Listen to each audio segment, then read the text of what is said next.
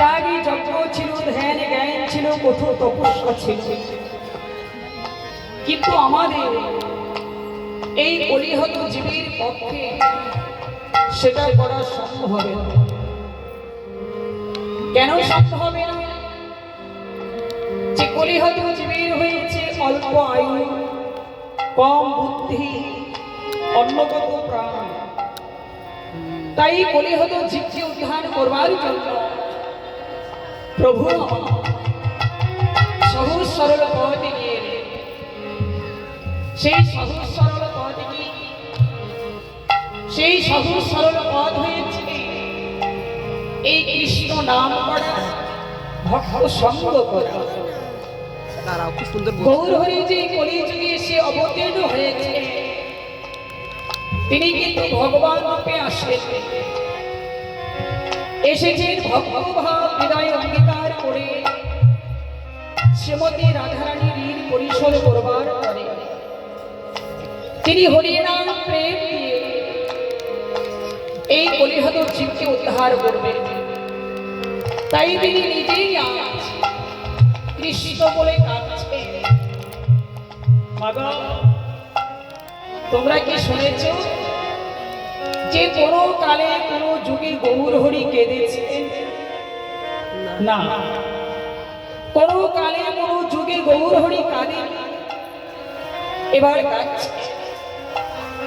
দেখুন, এই যে প্রাকৃতিক জগৎ, এই প্রাকৃতিক জগতে কোনো পিতামাতার যদি চারটি সন্তান থাকে, চারটি সন্তানের মধ্যে যদি একটি সন্তান দুর্বল থাকে আর তিনটি সন্তান যদি সবল থাকে, এহ জগতের পিতামাতা সবল সন্তানদের জন্য চিন্তা করে, দুর্বল সন্তানের জন্য চিন্তা করে। কেন? যে যারা আমার সবল আছে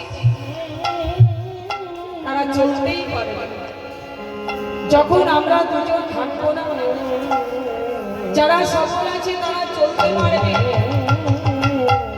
কিন্তু আমার যে দুর্বল সন্তান, যেদিন আমরা দুজন থাকবো না,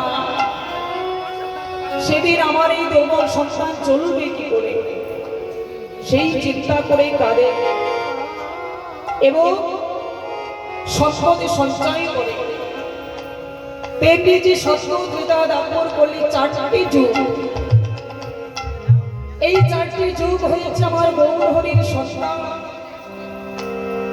আগের তিন যুগে গৌর হরি অবতার হয়েছে, চারটি যুগের মধ্যে আগের তিন যুগ সফল, কলি যুগ হয়েছে দুর্বল। তাই আগের তিন যুগে অবতার হয়ে প্রভু সেখানেই কিঞ্চিত কিঞ্চিত করে সম্পদ সঞ্চয় করেছে, আর সেই সম্পদ হয়েছে এই কৃষ্ণ নাম।